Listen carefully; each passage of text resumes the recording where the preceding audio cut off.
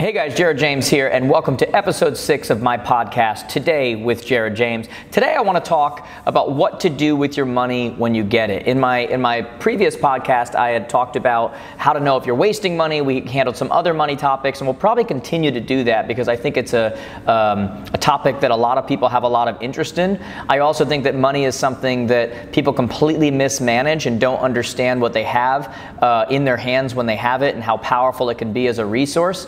It always gets me when I talk about money and somebody comes up from an audience or something and says, hey, money won't make you happy. And my response is always, well, neither will being broke. So where are we now? Money definitely can make things easier, but money can also make things extremely difficult if you don't know how to manage it. Having money can be one of the greatest things that ever happens to you. It can also be one of the worst things that ever happens to you if you don't know how to manage it. So let's talk about this money thing. Let's just, I work in the real estate space, so let's just say you get a commission check for $10,000. Like, what do you do with that money?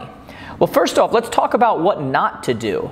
Because let's talk about what almost the whole industry does, which is you get a check. Usually it's already spent before you even get the check. You've already committed to a lot of different things. You're already broke. You're already, you've been relying on that closing to happen, which is a bad place to come from. And then what happens is that most real estate businesses are not incorporated in any way. They're not LLC. They're not S Corp. They're not anything. So thank you. Everybody wants to thank you for paying more taxes than you should have. And then what happens is they get a check. They throw it into a checking account, usually a personal checking account, and just start paying stuff off, which is completely disorganized, completely not the way to do it. You're paying more taxes, and then ultimately what happens is they get to tax day, realize they owe a ton of money, realize they screwed themselves, they're in trouble, just completely unorganized. And so that's what most real estate businesses are doing. What I want to talk about today is I want to talk about what good agents are doing, and I want to talk about what great agents are doing, okay? And so what good agents are doing is, first off, you have to be incorporated. Now, I'm not going to go into today whether you should be an LLC, whether you should be an S Corp, whether you should be a C Corp, whether you should be on a salary, whether you should be, that's a discussion between you and your accountant. What you shouldn't be is an individual who is getting their check, their business check, having it written out to them and putting it into their personal checking and then just paying everything out of there. That makes no sense at all. So the first thing you want to do is you want to have a conversation with your accountant and you want to figure out, do I want to be an LLC? Do I need to be an S Corp? Do I want to be on salary? Do I need to be a C? You need to figure out what that looks like.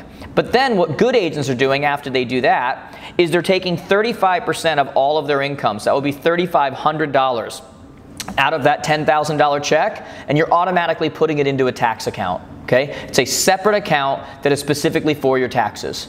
Now, at the end of the year, with all your write-offs, and if you have a good accountant, you're probably going to get in a little bit under that, but you need to be safe. You'd rather be safe than sorry.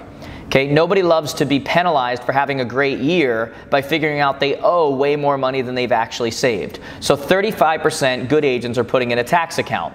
Good agents are then taking 25% of their money and they're putting it in a business account.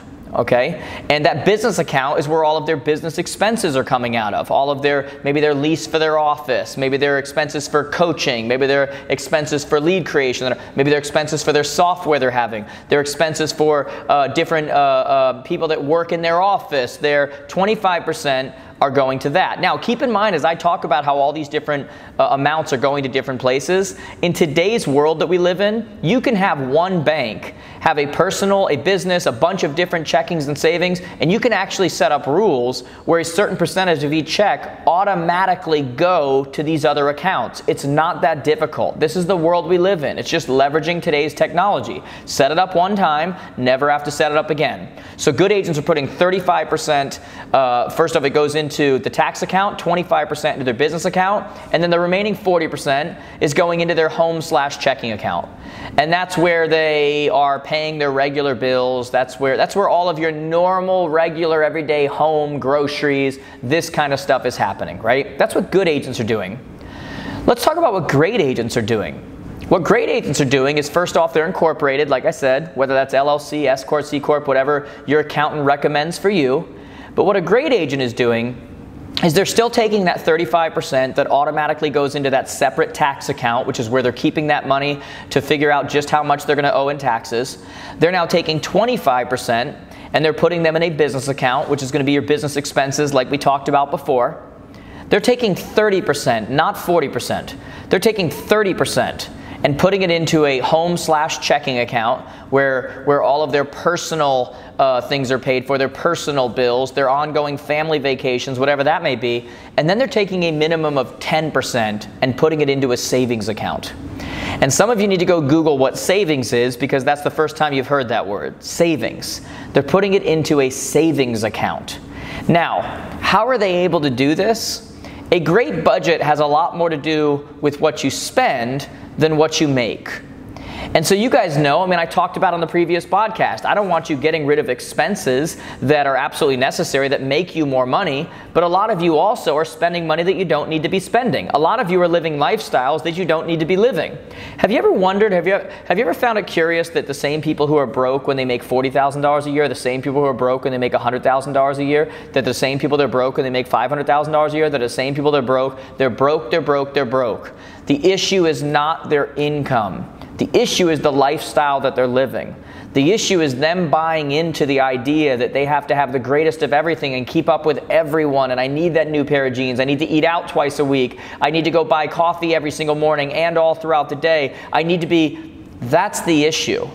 And so when you look at what great agents are doing, they're taking that 30% of their income and they're living off of that.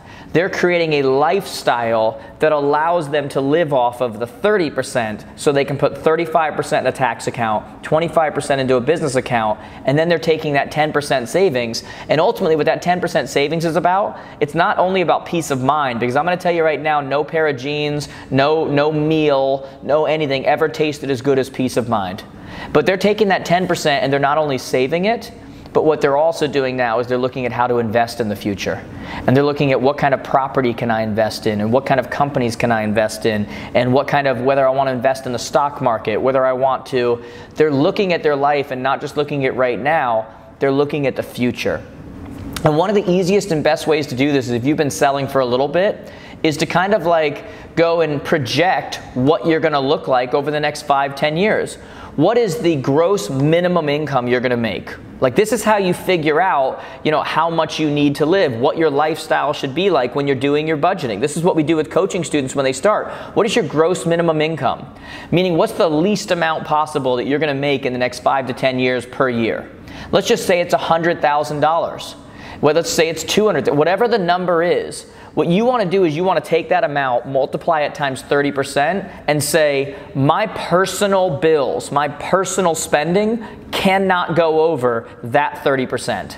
And then what happens is, if you end up doing a lot better than what you thought, which, by the way, in most cases is exactly what's going to happen, now you're able to take that 10% savings, but it becomes 30% savings, 40% savings, 50% savings. But this is the way that I want you guys thinking going forward, is not you work to keep up with your lifestyle.